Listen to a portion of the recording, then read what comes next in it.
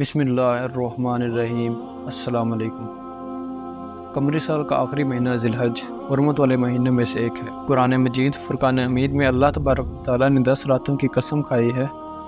اللہ پاک فرماتے ہیں قسم ہے فجر کی اور 10 راتوں کی۔ مفسرین کے مطابق ان 10 راتوں سے مراد ذی الحج کی پہلی 10 راتیں ہیں۔ بلا شبہ جو ذات خود عظیم ہو وہ صاحب عظمت شے کی قسم کھاتی ہے۔ اللہ عز و جل کا کسی شے کی قسم کھانا اس کی عظمت و فضیلت کی واضح دلیل ہے، جس سے معلوم ہوتا ہے کہ ماہ ذی الحجہ کا ابتدائی اشراء اسلام میں خصوصی اہمیت کا حامل ہے۔ نبی کریم صلی اللہ علیہ وسلم نے ان دنوں کو سب سے اعلیٰ اور افضل قرار دیے ہے۔ ذی الحجہ کے 10 دنوں میں اللہ تعالیٰ کو نیک عمل جتنا محبوب ہے اس کے علاوہ دیگر دنوں میں نہیں۔ حضرت محمد صلی اللہ علیہ وسلم نے فرمایا کہ اور دنوں میں بندے کا عبادت کرنا اللہ تعالیٰ کو اتنا محبوب نہیں جتنا کہ ذی الحجہ کے اشراء میں اس اشراء کے ہر دن کا روزہ سال بھر کے روزوں کے برابر اور اس کی ہر رات کے نوافل شب قدر کے نوافل کے برابر ہے۔ ایک دوسری حدیث میں خاتم النبیین محمد صلی اللہ علیہ وسلم کا ارشاد گرامی ہے کہ دنیا کے افضل ترین دن ایام العشر یعنی ذی الحجہ کے 10 دن ہیں۔ صحابہ کرام نے عرض کیا کیا اللہ کے راستے میں جہاد بھی ان دنوں کے عمل سے بڑھ کر نہیں؟ فرمایا نہیں، جہاد فی سبیل اللہ بھی نہیں، سوائے اس شخص کے جو اپنی جان و مال کے ساتھ نکلا اور ان میں سے کسی شے کے ساتھ واپس نہ لوٹا یعنی شہید ہو گیا۔ حج جیسی عظیم عبادت کا رکن اعظم یوم عرفہ بھی انہی ایام میں ہے۔ اسی مناسبت سے اس مہینے کا نام ذو الحجہ ہے یعنی حج والا مہینہ۔ نبی کریم صلی اللہ علیہ وسلم کا فرمان ہے کہ جس شخص نے اللہ کے گھر کا حج کیا اور بےہودگی اور فسق سے بچا رہا تو اس حالت میں لوٹے گا جیسے آج ہی ماں کے بطن سے پیدا ہوا ہو۔ یوم عرفہ انتہائی شرف و فضیلت کا حامل ہے۔ یہ گناہوں کی بخشش اور دوزخ سے آزادی کا دن ہے۔ اگر اول اشراء ذی الحجہ میں سوائے یوم عرفہ کی اور کوئی قابل ذکر یہ اہم شے نہ بھی ہوتی تو یہی اس کی فضیلت کے لیے کافی تھا۔ حضرت عائشہ رضی اللہ عنہ سے روایت ہے کہ رسول اللہ صلی اللہ علیہ وسلم نے فرمایا اللہ تعالیٰ جس قدر عرفہ کے دن لوگوں کو جہنم کی آگ سے آزاد فرماتا ہے اس سے زیادہ کسی اور دن نہیں فرماتا ہے۔ ایک اور حدیث میں رسول اللہ صلی اللہ علیہ وسلم نے ارشاد فرمایا شیطان یوم عرفہ کے علاوہ کسی اور دن میں اپنے آپ کو اتنا چھوٹا، حقیر، ذلیل اور غضبناک محسوس نہیں کرتا جتنا کہ اس دن کرتا ہے۔ یہ محض اس لیے کہ اس دن میں وہ اللہ کی رحمت کے نزول اور انسانوں کے گناہوں سے صرف نظر کا مشاہدہ کرتا ہے۔ حضرت قتادہ رضی اللہ عنہ سے روایت ہے کہ حضور اکرم صلی اللہ علیہ وسلم نے ارشاد فرمایا عرفہ کے دن روزے کے متعلق میں اللہ تعالیٰ سے پختہ امید رکھتا ہوں کہ وہ اس کی وجہ سے 1 سال پہلے اور 1 سال بعد کے گناہوں کو معاف فرما دیں گے۔ اس حدیث سے معلوم ہوا کہ عرفہ کے دن کا ایک روزہ 1 سال پہلے اور 1 سال بعد کے گناہوں کی معافی کا سبب بنتا ہے۔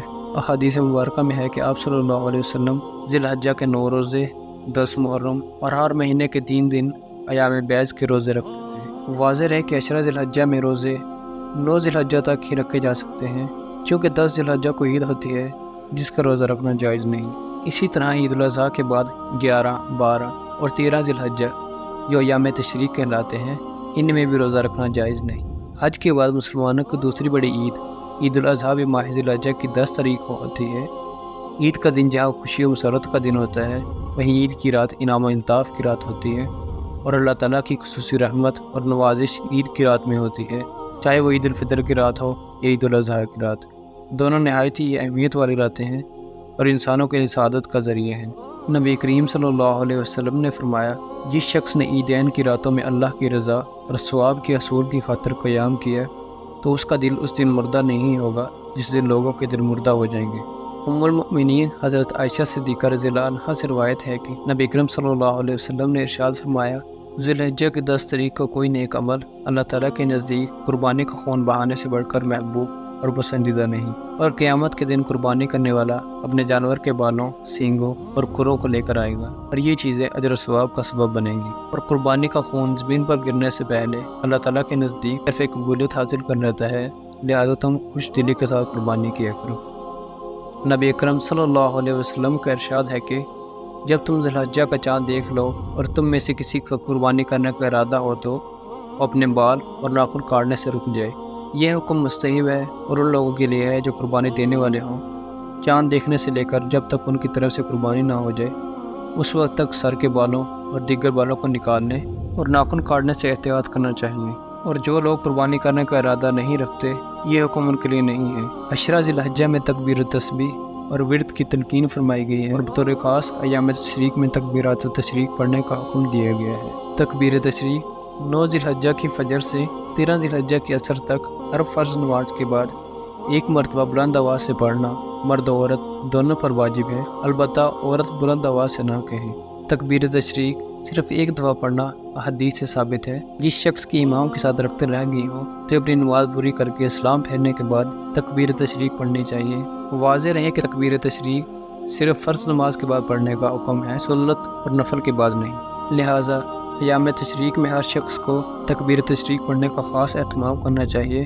یہ تو ذی الحجہ کا پورا مہینہ ہی قابل احترام ہے، لیکن اس کے ابتدائی 10 دن تو بہت ہی فضیلت اور عظمت والے ہیں، جن میں بڑی بڑی عبادتیں جمع ہو جاتی ہیں، یعنی نماز، روزہ، حج اور قربانی۔ ان تمام خصوصیات کی بنا پر ذی الحجہ کے پہلا عشرہ کی اہمیت اور فضیلت بڑھ جاتی ہے۔